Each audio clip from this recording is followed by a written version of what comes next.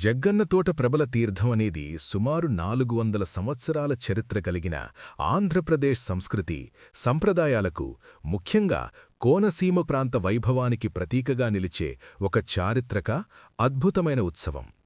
17వ శతాబ్దంలో లోక కళ్యాణార్థం ప్రపంచంలోని పరిస్థితుల గురించి చర్చించడానికి, లోకాన్ని రక్షించడానికి 11 గ్రామాలలోని శివాలయాలలోని ఏకాదశ రుద్రులు ఈ తోటలో సమావేశమయ్యారని భక్తుల ప్రగాఢ నమ్మకం.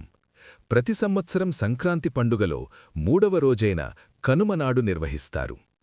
జగ్గన్నతోట ప్రబల తీర్థం కేవలం ఒక పండుగ మాత్రమే కాదు, ఇది కోనసీమ ప్రజల ఐక్యత, భక్తి, సాంప్రదాయ విలువలకు నిదర్శనం. లోక కళ్యాణార్థం రుద్రులు సమావేశమై చర్చించుకుంటారు.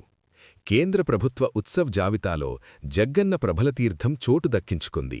కానీ రాష్ట్ర పండుగగా రాష్ట్ర ప్రభుత్వం అధికారికంగా ఇంకా గుర్తించలేదు.